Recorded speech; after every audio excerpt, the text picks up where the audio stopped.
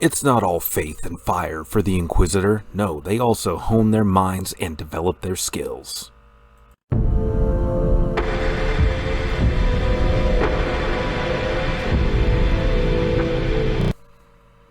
Hello everyone, and welcome back down here to the Gamer's Den, with me, your host, Jordan, your Master of Lore and Storyteller Extraordinaire, here to talk to you about the 1st edition Pathfinder Inquisitors skill list. Now, before we get into all of that, if you're new here to the channel, go on down there, hit the subscribe button, and become a regular member here at the Gamer's Den. Or, if you've already gone on ahead and listed yourself on such an incredible roster of such legendary heroes, then go on down, hit that like button, and share the video far and wide. But now, let's talk about your skills, and the first thing to bear in mind is that as an Inquisitor, you get 6 skill ranks plus your intelligence modifier per level. So if you've decided to deviate from this guide, or if you're rolling out your stats and you've got a better array than what's listed with the point buy, and you've got a higher intelligence, then you have a significant number to spread around. But you also get a significant number of skills, and so you do want to pick and plan a little bit carefully. And so to begin with, we have Bluff, and for this current build, it runs off of Charisma, and Charisma is our dump stat with this. So this isn't going to be a primary focus, but Bluff is your ability to deceive others. This is still going to be useful even if you aren't the face or focusing on Charisma. Just bear in mind, one skill rank into this gets you that +3 miscellaneous modifier as well. So you can still end up with a decent bluff skill if that's what you really need to invest into. But you have other skills that will take a priority. Next up is Climb, which works off of our strength. This will be useful at early levels, but definitely trails off as magical means of travel become more readily available. So maybe 1 rank, maybe 2. The fact that strength is a good score for us means that you're going to have a significant bonus to this at early levels. Probably more than you'll need, because bear in mind, the heaviest armor you're going to be wearing is medium armor. Then we come to Diplomacy, another charisma-based skill, and this does everything for you from improving attitudes to negotiating deals or convincing others to see things your way. Now, Diplomacy might be more readily useful to you than Bluff is, but that certainly depends somewhat on the circumstances. Still, may not be the primary focus for you. Then we come around to Disguise, another charisma-based skill. You make yourself look like someone else, or make others look like someone else, or make objects look like other objects, or not what they are supposed to be. This one really is not going to be a regular skill for you, or at least I don't imagine it to be so. Just bear in mind that this guide, like any other guide, is just that, a guide. If the Disguise skill fits better for your theme, your character, the kind of story you want to go for, then go with that. But then, following up from there, we have the Heal skill, working off of our Wisdom, another good stat for us. This is possibly useful to you early on, especially with healing outside of combat, but with how quick it can be to get a Wand of Cure Light Wounds, this is probably going to be 1 skill rank at most, and even then, only if you're helping to supplement healing. If you have enough healing amongst the party to keep this covered, then feel free to skip this one. The next skill is Intimidate, another charisma-based skill. You put the fear of your various gods into the heretic.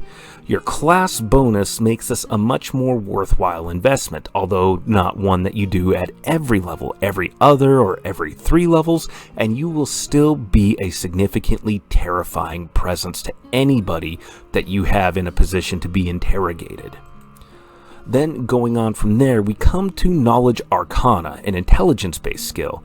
This is great for identifying many different monsters and their weaknesses, and this is going to be important for you. Your class bonus helps to boost this because you get to add your Wisdom modifier in on top of this when it comes to identifying monsters and their weaknesses. So, even though we don't have a bonus from intelligence with this specific build, you are still getting a benefit out of your high Wisdom score.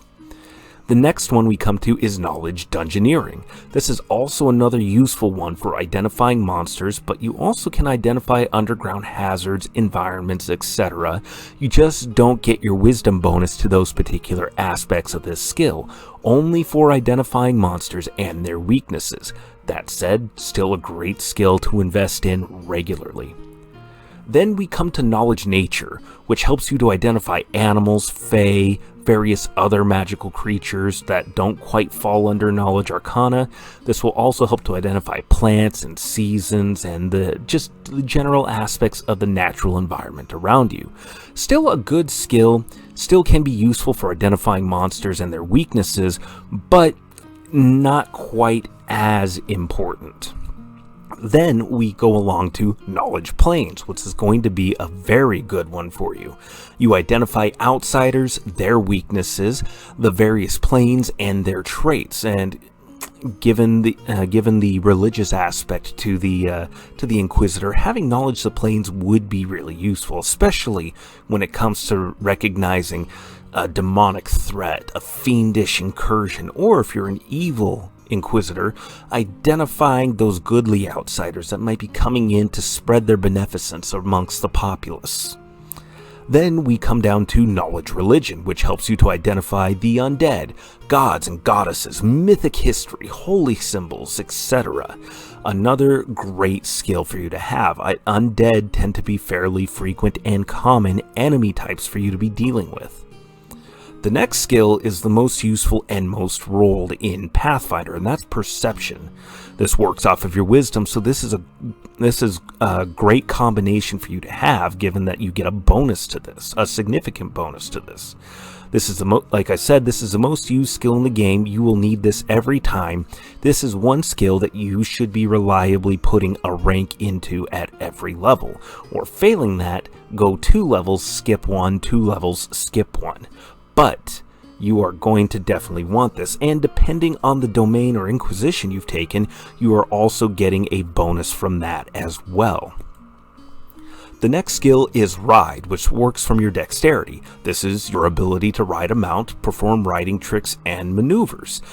Definitely a good one, but we're not really looking at being mounted focused. But if you do, say you take an animal, a domain that grants you an animal companion, and you get access to an animal companion large enough to carry you, that you can train to carry you, then this might be much more useful, and also could help work in conjunction with certain teamwork feats that you have access to.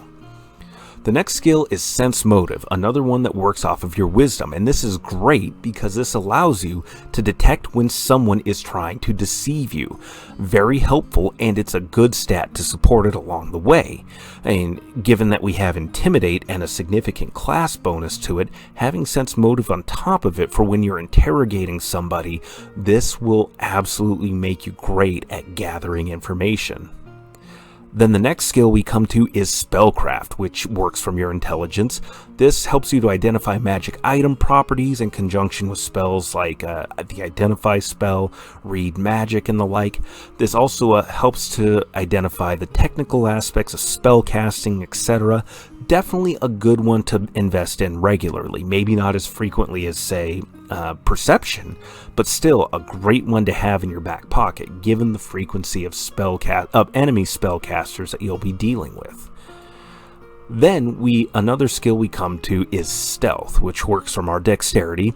You're wearing medium armor at the heaviest, so you can actually be reasonably stealthy overall, especially if you're in a mithril breastplate or elven chainmail, something like that is going to have reduced armor check penalties. Absolutely fantastic for you to have, and given some of the traits that you might be taking in conjunction with this, you could be looking at either a -1 or possibly a -0 to your overall check penalty against your stealth skill. So definitely not a bad one to invest in if you're looking to get into a position to maximize your effectiveness. Then we have Survival, which works from Wisdom. This allows you to track creatures, opponents, find resources in the wild, avoid getting lost. Given that you get get a class bonus to tracking creatures using survival, you can actually be one of the best trackers in the game if you're investing in this regularly.